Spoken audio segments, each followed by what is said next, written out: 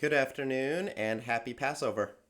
For this daily video check-in, I thought I would focus a little bit on the multimedia experience that is our holiday of Pesach, of Passover. Jews have understood for hundreds, even thousands of years what I think our academic learning community has learned just in more recent years, and that is that we learn in all different kinds of ways.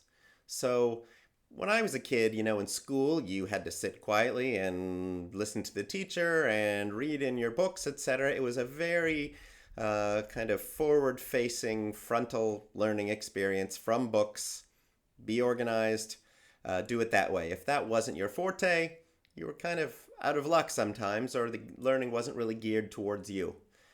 Passover, and it's really an example of what our Jewish tradition does in general, understands that we learn in such different ways. So what do we do at Passover? We certainly learn from a book. The Haggadah tells us the story of Passover, helps us through the entire experience of the Seder, etc.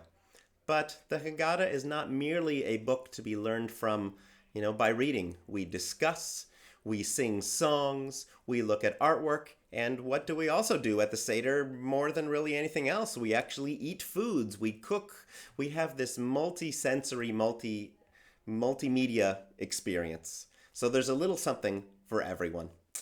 And in particular, music is highlighted. Music is highlighted in our tradition, but also Passover highlights music in two special ways.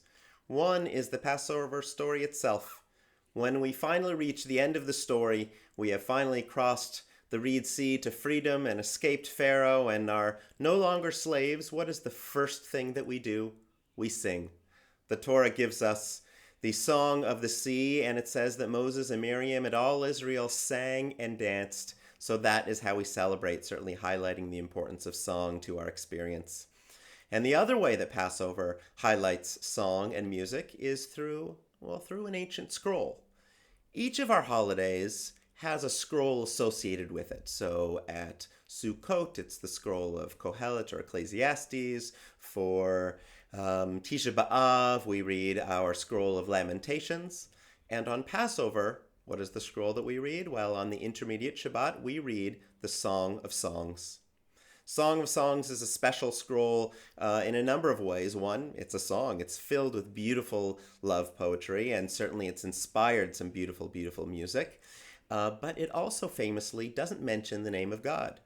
But certainly there are lots of ways that God is present in this scroll. One is traditionally we look at the two lovers of Song of Songs as really an allegory. Instead of just two people, we can see it as an allegory for the love between God and Israel.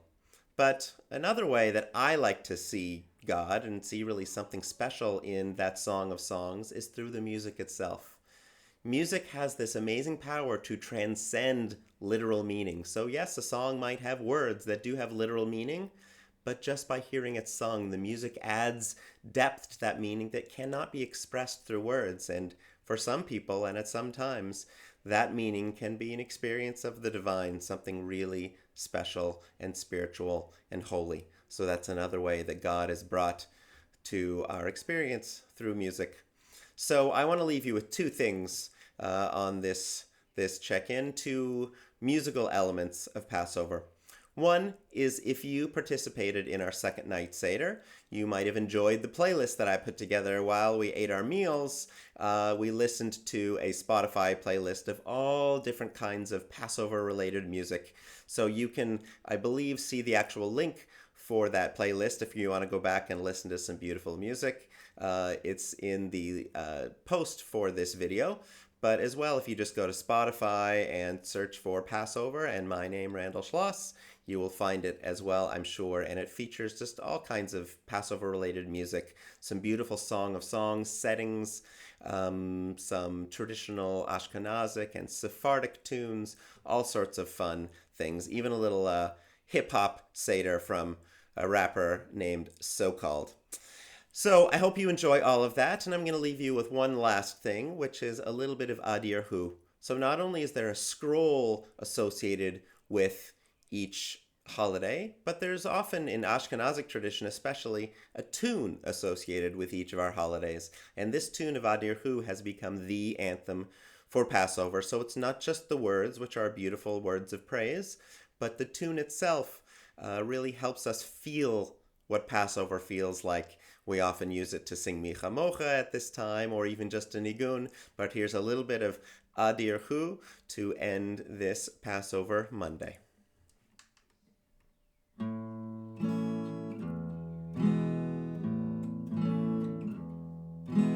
Adir Hu, Ivne veto bekarov, bimhera, beyamenu bekarov, el bnei veitcha